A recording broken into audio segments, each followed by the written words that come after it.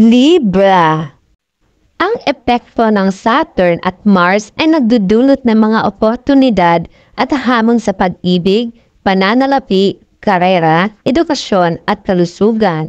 Sa pag-ibig, makipag-ugnayan sa mga mahal sa buhay, ngunit mag-ingat sa tensyon sa kalagitnaan ng linggo at lalo na sa mga labanan ng ego, dulot ng epekto ng South Node.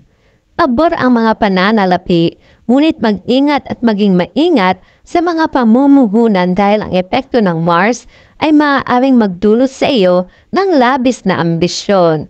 Sa karera, asahan ang mga hamon at balakid dulot ng epekto ng Saturn, kaya't manatiling nakatuon at proactive upang malampasan ang mga ito. Sa edukasyon, ito ay isang maswerteng panahon na may mga oportunidad para sa tagumpay at mga makabagong pamamaraan ng pag-aaral na pinagpala ng Mercury. Sa kalusugan, ipinapakita ng Mars na dapat bigyang prioridad ang pag-iingat, iwasan ang mga mapanganib na aktibidad at pangasiwaan ang mga maliliit na isyu sa kalusugan upang maiwasan ang paglala.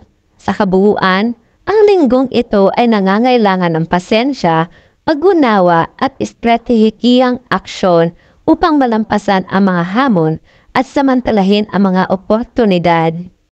Para naman kay Scorpio, ang mga paunang hindi tiyak na bagay ay maaaring magdulot ng mga suliranin sa iyong pagpaplanong pinansyal na nagiging sanhi ng pagkalito. Gayunpaman, habang umuusad ang linggo, magkakaroon ng kaliwanagan at mula kalagitnaan ng linggo, isang positibong pagbabago ang mangyayari na makabuluhang makakaapekto sa iyong kapalarang pinansyal. Ang kanais-nais na pag-ikot na ito ay magdadala ng ginhawa at kontrol sa iyong sitwasyong pinansyal na maghahanda sa iyo para sa tagumpay.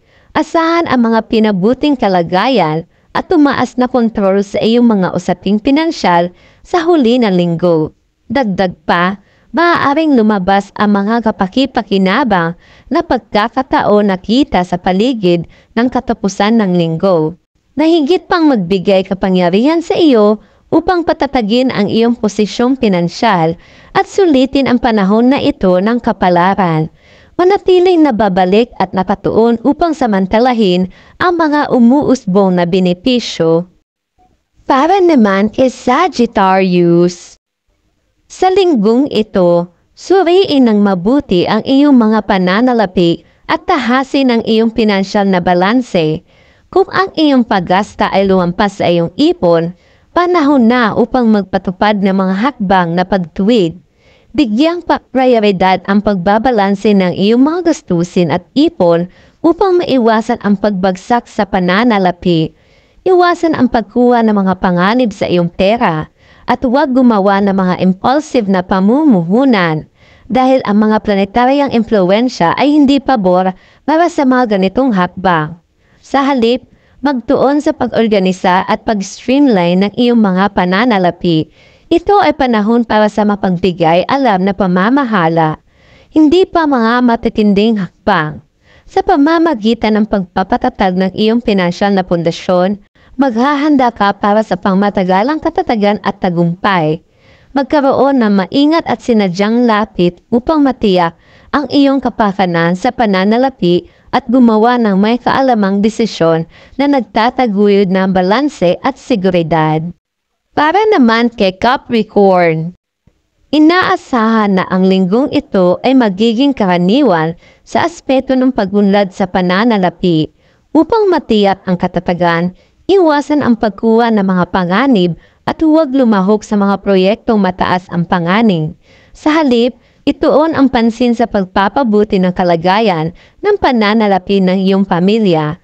Habang umuusad ang linggo, ang pagsisikap ay tiyaga ay magbubunga ng mga naaangkop na gantimpala na magdudulot ng positibong daloy ng pera. Gayunpaman, mag-ingat sa mga shortcut na naghahanap na mabilis na kita dahil maaari itong magdulot ng problema. Ito ay panahon na ang pagpapatatag at maingat na paggawa ng desisyon. Sa halip na na mapapamahain ng mga hakbang sa pamamagitan ng pagiging maingat at matiisin, mapapanatili mo ang katatagan sa pananalapi at makakapagtatag ng matibay na pundasyon para sa hinaharap ng pag-unlad. Para naman kay Aquarius, sa linggong ito, asahan ang ilang mga hadlang na maaaring magpabagal sa iyong pag-usad patungo sa mga layunin sa pananalapi. Gayunpaman, tingnan ang mga hamong ito bilang mahalagang karanasan sa pagkatuto upang mapabuti ang iyong kakayahan sa pamamahala ng pera. Magpatuloy sa masigasig na trabaho at ang pagtsatsaga ay sa huli ay magbibigay ng nais na paglago. Mahalaga, lapitan ang mga pangunahing desisyon na may pag-iingat at masusing pagninilay-nilay upang maiwasan ang pressure ng commitment na maaaring lumitaw sa pagtatapos ng linggo. Sa paggawa nito, mahahawakan mo ang mga hadlang, makakabuo na mahalagang kakayahang pampinansyal at lalabas na mas malakas, handa para sa pangmatagalang tagumpay. Manatiling pasensyoso, may kaalaman at nakatuon sa iyong mga layunin at malalampasan mo ang mga pansamantalang hadlang. Nakakamit ang katatagan at pag-unlad sa pananalapi. Para naman kay Pisces, ngayong linggo, ang mga pagbabago sa mga estratehiya sa pananalapi ay magpapataas ng kita. Ang daloy ng pera ay magiging mahusay, ngunit iwasan ang labis na paggastos. Ang mga planetaryong impluensya ay magsusulong ng maingat na paggastos at pagbabayad ng utang. Ang magandang kaalaman sa pananalapi ay makakatulong sa pamamahala ng mga pinansyal. Manatiling disiplinado at nakafocus sa pangmatagalang mga layunin. Iwasan ang mga padalos-dalos na desisyon at bigyang prioridad ang kapatayan sa pananalapi. Bumuo ng isang pondo para sa emerhensiya upang matiyak ang mga seguridad sa pananalapi. Sa tamang papaplano, magagawa mong harapin ang mga hamon at makamit ang paglago sa pananalapi. Manatiling kaalaman sa mga uso sa merkado at ayusin ang iyong estratehiya ng maayon upang maitiyak ang tagumpay sa pananalapi. Ang lahat po ito ay gabay po lamang. Ugaliing magdasal palagi upang buhay ay bumuti. Kung may katanungan kayo tungkol sa inyong zodiac sign, i-comment lang sa baba para magawan po natin ng video para sa next vlog ko. Thank you for watching!